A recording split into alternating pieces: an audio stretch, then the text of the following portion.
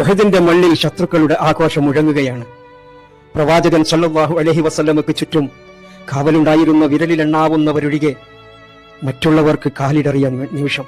അതാ 13 പുരുഷന്മാരൊഴികെ മറ്റുള്ളവരെല്ലാം പകച്ചു പോവുകയും യുദ്ധക്കളം വിട്ടോടിപ്പോവുകയും ചെയ്ത സമയം.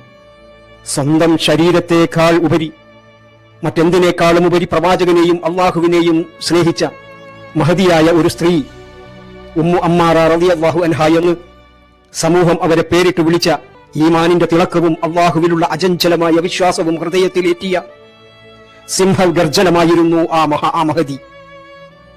മുറിവേറ്റവർക്ക് വെള്ളം നൽകാൻ വന്നവൾ, നബിക്കെതിരെ ശത്രുക്കളുടെ വാളുകൾ ഉയർന്നപ്പോൾ സ്വയം പരിചയായി മാറി, വലതു കൈയിൽ വാളും ഇടതു കൈയിൽ പരിചയും ഏന്തിക്കൊണ്ട് അവൾ അല്ലാഹുവിന്റെ റസൂലിന് നേരെ വരുന്ന ശത്രുക്കളെയൊക്കെ വെട്ടിവീഴ്ത്തി. 12-ലധികം ആഴമേറിയ മുറിവുകൾ ശരീരത്തിൽ ഏറ്റുവാങ്ങിയ ആ മഹാവനിത അപ്പോഴും അവളുടെ ചുണ്ടുകൾ മന്ത്രിച്ചുകൊണ്ടേയിരുന്നു, അല്ലാഹുവിന്റെ റസൂലെ, അല്ലാഹുവിന്റെ തൃപ്തിക്ക് മുമ്പിൽ എന്റെ ജീവൻ ഞാനിതാ സമർപ്പിക്കുകയാണ്.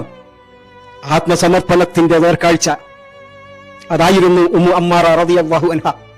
ആ ജീവിതം പ്രവാചകനോടുള്ള സ്നേഹം വാക്കുകളിലല്ല, പ്രവർത്തിച്ചു കാണിക്കേണ്ടതാണെന്ന് ലോകത്തിന് മാതൃക കാണിച്ച, ലോക സ്ത്രീത്വത്തിന് മാതൃക കാണിച്ച ധീര വനിതയായിരുന്നു.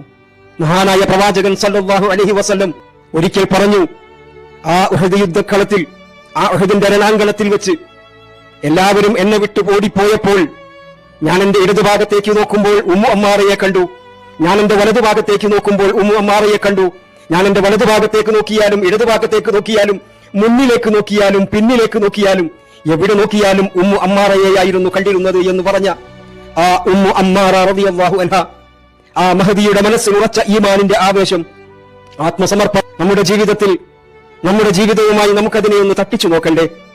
ഒരു നിസ്സാര വിഷയത്തിന്റെ പേരിൽ പോലും അല്ലാഹുവിനെ തള്ളിപ്പറയുന്ന, പ്രവാചകനെയും ദീനിനെയും തള്ളിപ്പറയാൻ തയ്യാറാകുന്ന ഞാനും നിങ്ങളും ഒന്ന് ആ ധീരവനിതയുടെ ചരിത്രത്തിലേക്കൊന്ന് എത്തി നോക്കണ്ടേ? ആ ധീരവനിതയുടെ മാതൃക നമുക്കും മാതൃകയാവണ്ടേ?